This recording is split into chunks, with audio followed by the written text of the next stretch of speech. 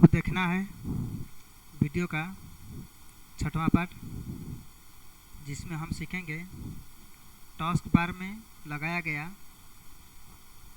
Programme icon को किस तरह से हटाते हैं। आपको कुछ करने की ज़रूरत नहीं है, सिर्फ ये जो प्रोग्राम आपको दिखाई दे रहा है इस पर राइट क्लिक करना है और on pin this program from taskbar पर क्लिक कर देना है। आप देखेंगे यहाँ से ये प्रोग्राम हट जाएगा।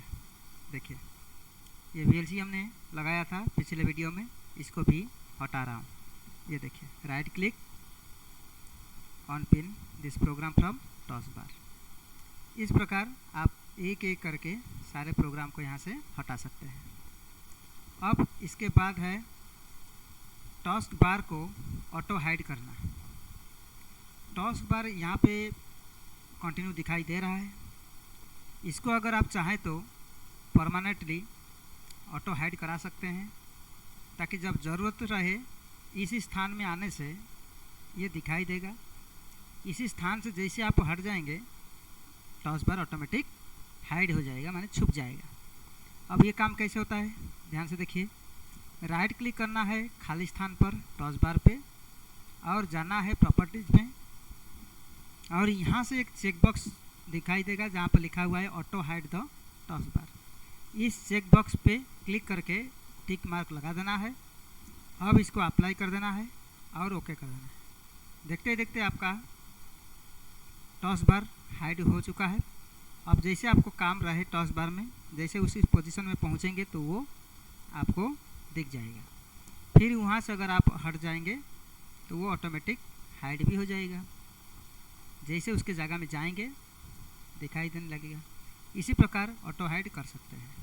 और इस ऑटो हाइड को फिर नॉर्मल पोजीशन में शो कराने के लिए वही प्रक्रिया करना होगा। वो प्रक्रिया है प्रॉपर्टीज़ के अंदर। ऑटो हाइड में जो टिक लगाए हैं चेकबॉक्स पे, उसको आप हटा दीजिए।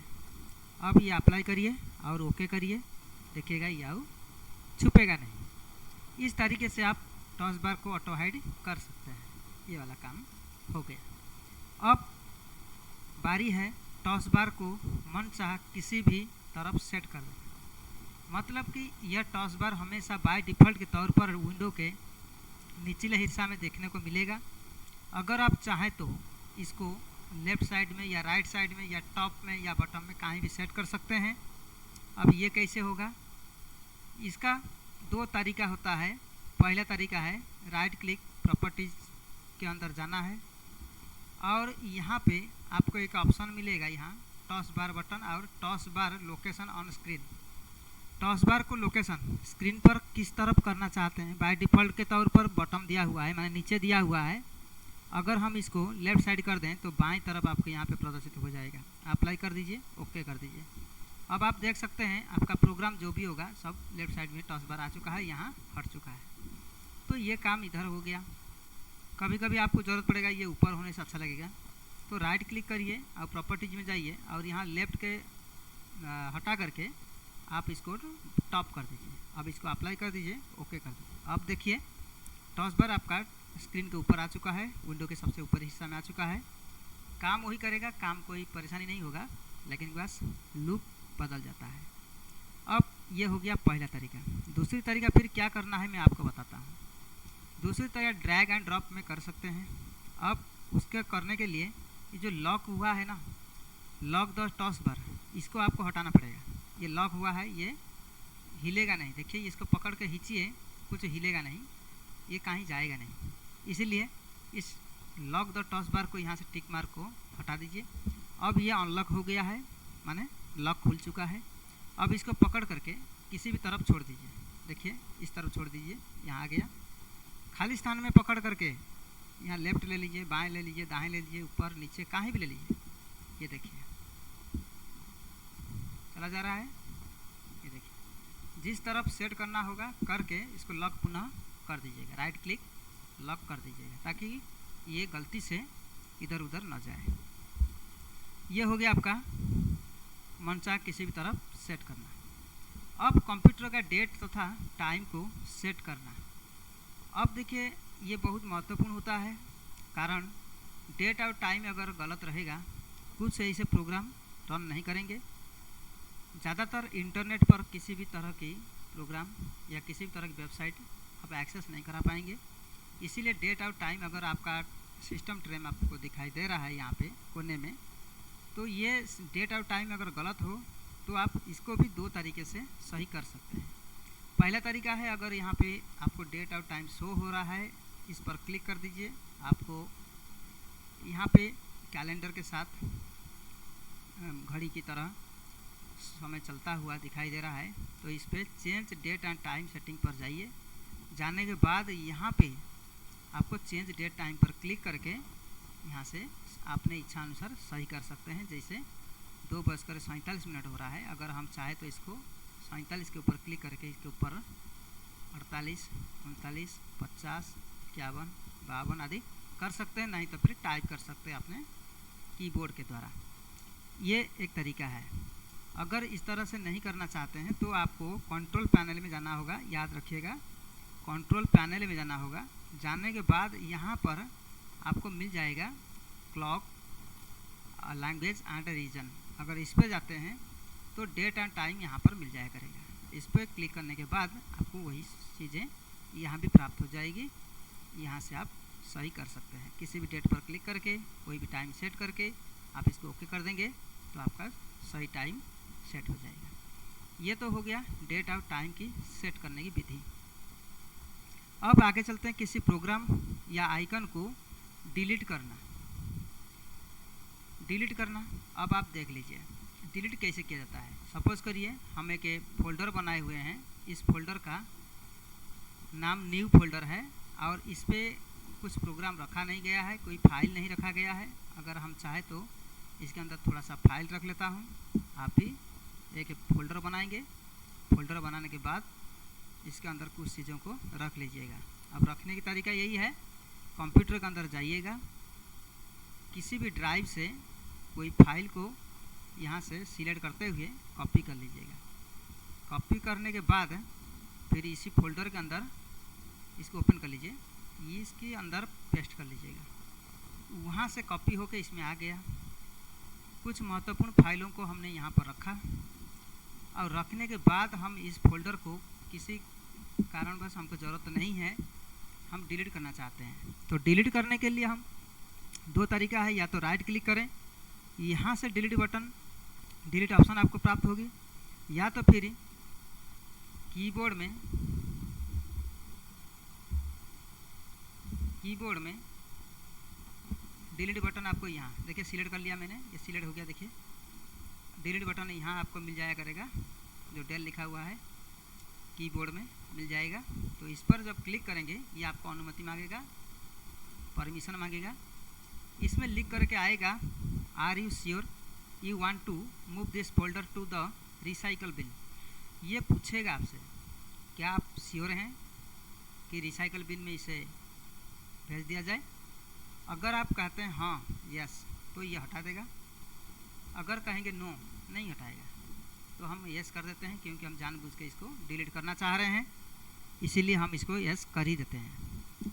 करने के बाद आप देखेंगे ये रिसाइकल बिन है, इसमें चला जाएगा। आपको याद रखना होगा रिसाइकल बिन के अंदर अगर कोई डिलीट किया हुआ प्रोग्राम या फाइल चला आया है, अब यूजलेस हो जाता है, अब आप उसको यूज नहीं कर सकते हैं। लेकिन जबकि कंप्यूटर का एक हिस्सा है, ये ना सोचे कि हम डिलीट कर दिया और कंप्यूटर खाली हो गया, ये गलत है। क्योंकि कंप्यूटर के अंदर ही रिसाइकल बिन है और वो फाइल ही कंप्यूटर में उतना ही दबाव डालेगा जितना दबाव किसी अन्य ड्राइव पे था। तो सिर्फ इतना हो सकता है कि आप उस फाइल को यूज नहीं कर पाएंगे। ये यहाँ स्टोर है, रिसाइकल बिन में स्टोर है। इस तरीके से आप डिलीट करिएगा।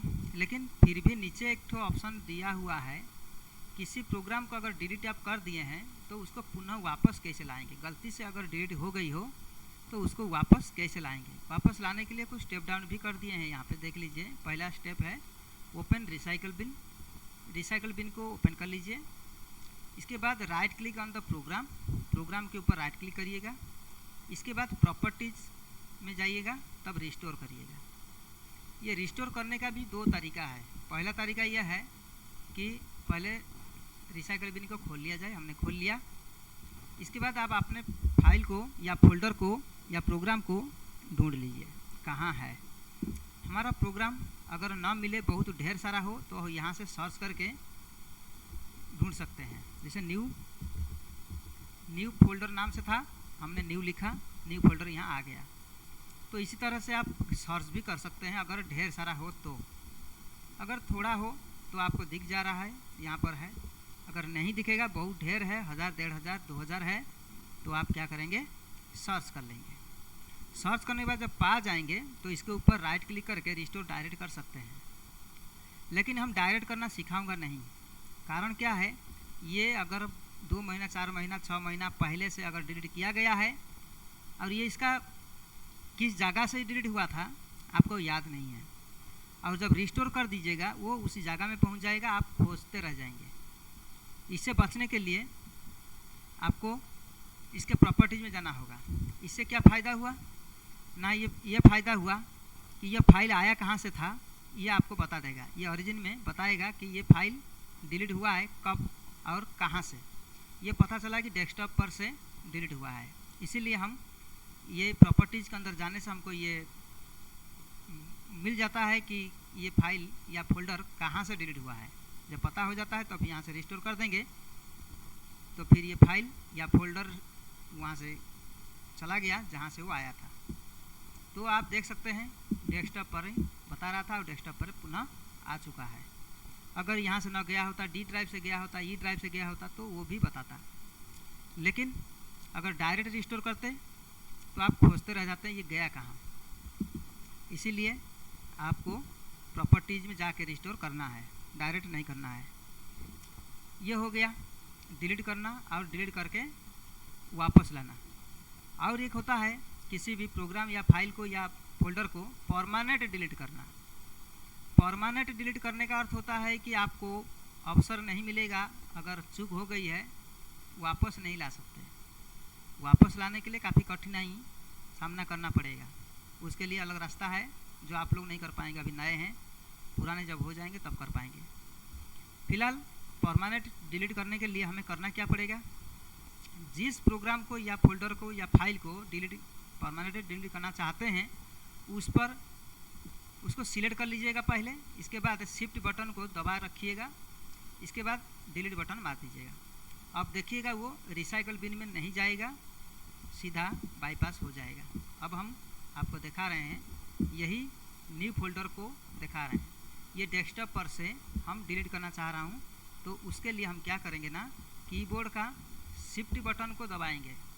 शिफ्ट बटन को दबाने के बाद और इसको सिलेक्ट करेंगे, शिफ्ट बटन दबाएंगे और डिलीट मार देंगे। अब सीधा सीधा हमसे पूछ रहा है कि are you sure you want to permanently delete this folder. ये फोल्डर को परमानेंटली डिलीट करना चाहते हैं? हाँ, करना चाहता हूँ। तो यस जैसे करेंगे तो यहाँ से रिसाइकल बिन में नहीं गया, डायरेक्ट बाईपास हो गया। अब आप देख सकते हैं इसके अंदर जाकर हम चेक करता हूँ, न्यू फोल्डर नाम से है ही नहीं, गायब, यहाँ से है ही नहीं। हम यहाँ से सर्च भी कर लेते हैं, NEW इतना लिख दिया न्यू, फिर भी नहीं आ रहा है, तो इसका मतलब रिसाइकल बिन में वो नहीं आया है। तो आप आज क्या सीखा कि परमानेंटली डिलीट करने से रिसाइकल बिन में नहीं जाता है, इसको ध्यान रखिएगा, ये बाईपास हो जाता है। अब अगला है फोल्डर बनाना। फोल्डर एक बनाना बहुत ही आसान होता है। और फोल्डर कैसे बनता है आइए देखिए। ये किसी भी जगह में बना सकते हैं, चाहे डेस्कटॉप एरिया में हो, चाहे कंप्यूटर का किसी अन्य ड्राइव में हो, CDEF चाहे जहाँ हो, आप उसको खोलिएगा। खोलने के बाद आप वहाँ पे राइट क्लिक करिएगा। इसमें स्टेप डाउन भी कर दिए हैं, आप देख लीजिए। पहला स्टेप था राइट क्लिक करिएगा, दूसरा स्टेप था न्यू ऑप्शन पर जाइएगा, तीसरा स्टेप था फोल्डर ऑप्शन पर जाइएगा, चौथा स्टेप था टाइप करिएगा उस फोल्डर का नाम। ये 4 स्टेप में ये कंप्लीट हो जा रहा है। अब तो आप समझ गए होंगे, पहला स्टेप राइट क्लिक, दूसरा स्टेप न्यू ऑप्शन, तीसरा स्टेप फोल्डर ऑप्शन, चौथा स्टेप टाइप करना है फोल्डर का नाम। आइए मैं भी करके देखता हूँ, मेरे साथ साथ आप लोग भी करिए।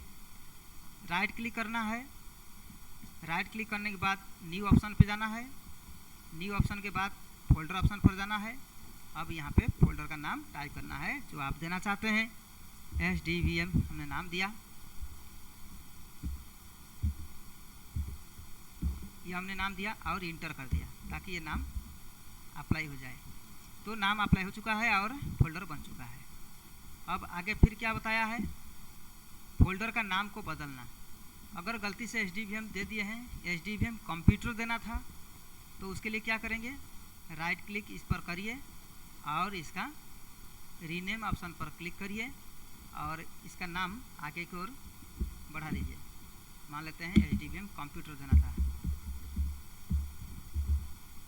ये हो गया SDVM कंप्यूटर, ये नाम परिवर्तन हो गया। तो ये काम भी हो गया। अब फिर भी एक बहुत बड़ी चुनौती है यहाँ पे, लोग कहते हैं कि ये कि फोल्डर बनाओ मगर कोई नाम ना दो। ये आप कोशिश करके देखिएगा अपने दिमाग से कि कैसे होगा।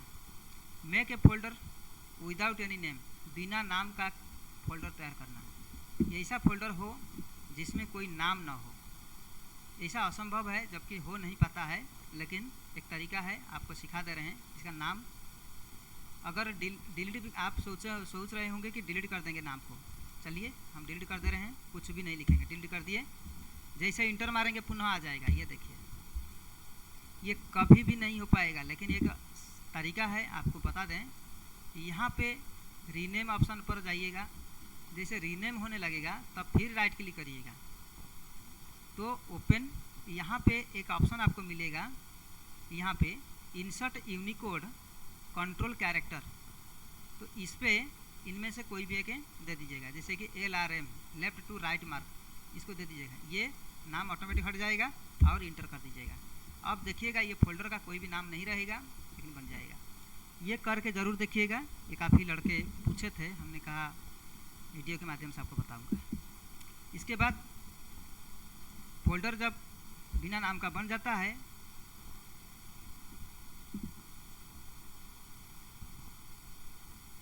इसके बाद वाला है change the shape of any folder. Folder का ढांचा या आकार बदलना, इसका लुक बदलना, इसका आइकन को दूसरे तरीके से बदल देना। ये कैसे संभव है, इसको भी देखिए। इसमें हमने स्टेप डाउन कर दिया है, स्टेप में लिखा हुआ है right click on A folder. जिस फोल्डर को आप उसका ढांचा बदलना चाहते हैं या उसका फोल्डर का आकार बदलना चाहते हैं, उसका लुक बदलना चाहते हैं, उस पर राइट क्लिक करिएगा, प्रॉपर्टीज पर चले जाना, इसके बाद कस्टमाइज ऑप्शन पर, इसके बाद चेंज आइकन पर, फिर अप्लाई और ओके कर देना है। ये पहला स्टेप है, याद रखना, ये पहला स्टेप है right click on A folder. ये दूसरा स्टेप है जो लिखा है प्रॉपर्टीज़ के अंदर जाना है। ये तीसरा स्टेप जो कि कस्टमाइज ऑप्शन पर जाना है। ये चौथा स्टेप जो कि चेंज आइकन पर जाना है। ये पांचवा स्टेप जो अप्लाई और ओके करना है। तो इतना करने के बाद आपका फोल्डर का कोई भी लुक बदल जाएगा जो आप चाहते हैं। चलिए हम करके देखते हैं कैसे होगा। ये फोल्डर है, इस फोल्डर को सभी लोग जान जाते हैं कि ये क्या चीज़ है क्या नहीं है। इसके अंदर कुछ फाइल को भी रख लेता हूँ, इम्पोर्टेंट फाइल को रख लेता हूँ। अब इस तरीके से कुछ चीज़ों को रख लिया, आप देख सकते हैं कुछ फाइलों को हम यहाँ पर रख रहा हूँ ऐसे।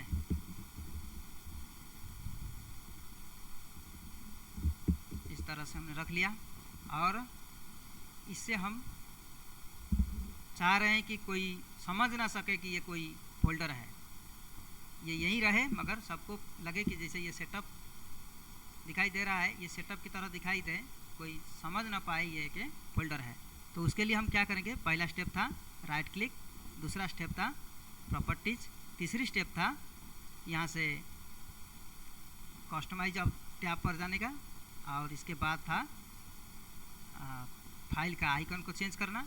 इसके बाद यहाँ पर तमाम तरह की आइकन देखने को मिल जाएगा। अगर इसमें सेटअप की तरह देना चाहते हैं या कुछ अन्य तरह से देखना चाहते हैं, इसमें ढूंढ लीजिए, जिस तरह से आपको मन मर्जी करे उस तरह से आप लगा लीजिए। देखिए इसमें तमाम तरह की आइकन है, कोई भी एक इसमें से उठा लीजिए, सीडी की तरह, डीवीडी की तरह या फिर कोई सेटअप की तरह।